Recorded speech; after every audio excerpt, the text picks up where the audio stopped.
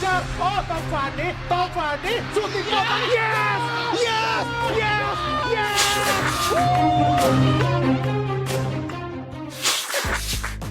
Timnas U22 bungkam Timnas Vietnam U22.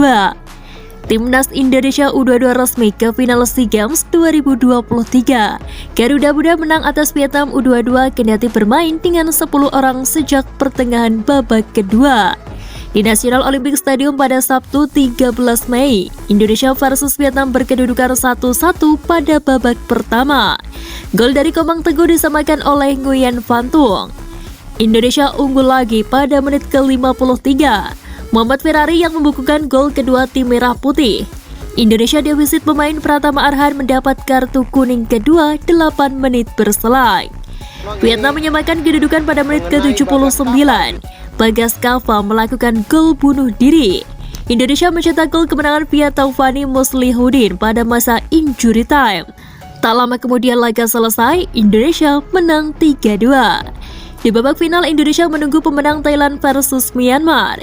Babak final akan berlangsung di National Olympic Stadium pada 16 Mei 2023.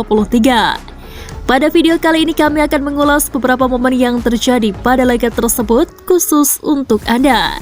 Dan berikut ulasannya. Pertama, 10 pemain Timnas U22 hancurkan Timnas Vietnam. Indonesia harus bermain dengan 10 pemain pada menit ke-61. Pratama Arhan melakukan pelanggaran pada pemain sayap Vietnam hingga wasit menggejar dengan kartu merah. Selepas kartu merah yang didapat Timnas, sontak permainan Timnas menjadi terkurang. Vietnam dengan bebas melakukan serangan ke lini pertahanan Timnas U22.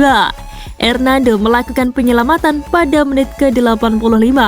Sundulan Van Tung yang ditepis hingga membuahkan tendangan sudut.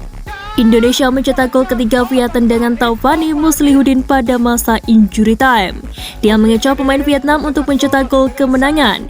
Hingga laga selesai tak ada gol tambahan, Indonesia melaju ke final SEA Games 2023. Kedua, Pratama Arhan kantongi kiper Vietnam 2 kali. 2 gol Timnas Indonesia masing-masing dicetak Komang Teguh pada menit ke-10 dan Muhammad Ferrari pada menit ke-53, merupakan hasil dari kejeniusan Pratama Arhan.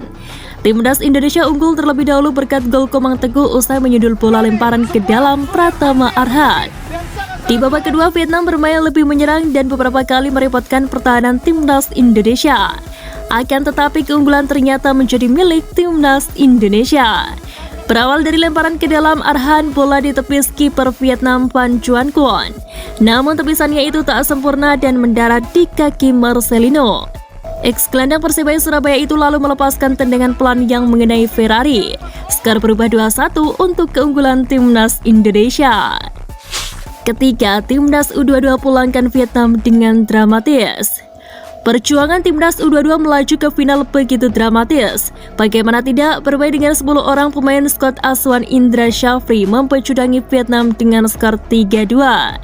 Di menit ke-78, gawang Indonesia kembali bobol.